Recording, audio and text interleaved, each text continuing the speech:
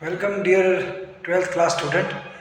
आज हम दूसरी ताल झपताल के बारे में बात करेंगे। झपताल जो कि 10 मात्रा की ताल है, ठीक है। और ऊपर मैंने लिखा हुआ है, आप ध्यान से देख लीजिए। ये छोटा सा परिचय भी हर ताल का होता है और ये परिचय जरूर नोट करना है आपने। ये परिचय आपसे प्रैक्टिकल में या थ्योरी में क्वेश्चन में पूछा जा सकता है, ठीक है।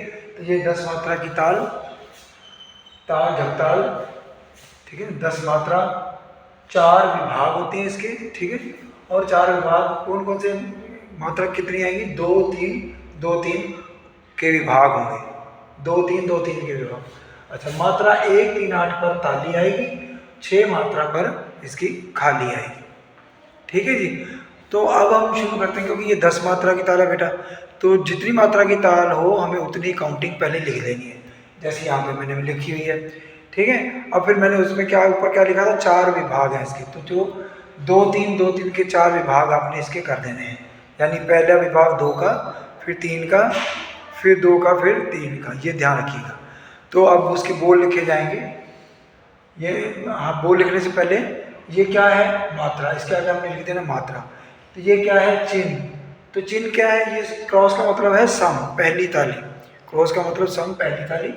तीसरी मात्रा पे दूसरी ताली, और 8वीं मात्रा पे इसकी तीसरी ताली आ रही है, ठीक है जी। और छठी पर इसकी खाली आ रही है, ये ध्यान दीजिएगा। ये ग्राफ बनाना बड़ा ज़रूरी है बेटा, तभी आपको मार्क्स मिलेंगे। अब इसके बोल लिखने हैं, बोल, ठीक है। ये बोल क्या है, धी ना धी धी ना, धी ना धी धी ना, ये वाला है, ठीक है जी, याद रखिएगा। तो इसके बाद ये इसको ठाहा यानी एक गुण भी बोलते हैं, ठीक है। इसको हम एक गुण भी बोलते हैं। और अगर दुगुन करनी हो तो इसकी दुगुन कैसी होगी, यानी यहाँ डबल स्पीड में हमें चलना है, और डबल स्पीड में जो हमारा 10 मात्रा का सफ़र है वो 5 मात्रा में ही ख़त्म हो जाएगा, क्योंकि एक मात्रा के नीचे हमें 2 बोल एडजस्ट करने हैं, ठीक है। तो किस तरह से ये दुगुन कैसे होगी, धिन्ना धी धी ना ती ना धी धिन्ना। तो ये सारे बोल खत्म हो गए इसके 5 मात्रा में। तो आगे ये खाली रहता है, ग्राफ खाली नहीं छोड़ना, पीछे वाला सेम उठा के आगे लिख देना। क्लियर हो गया बेटा जी। तो इसी तरह से अगर आपने तिगुन लिखनी है तो एक मात्रा के नीचे 3 बोल ऐड हो जाएंगे। चौगुन लिखनी है तो एक मात्रा के नीचे 4 बोल ऐड होते होते होते आप ग्राफ ऐसे बनता आगे बनता जाएगा। अगर वो आपके बोल खत्म हो जाते हैं और बीच में ही आपके ये ग्राफ रह जाता है, तो दोबारा से फिर बोल शुरू कर दो आगे से, ये एक तरीका होता है, तो ध्यान रखिएगा।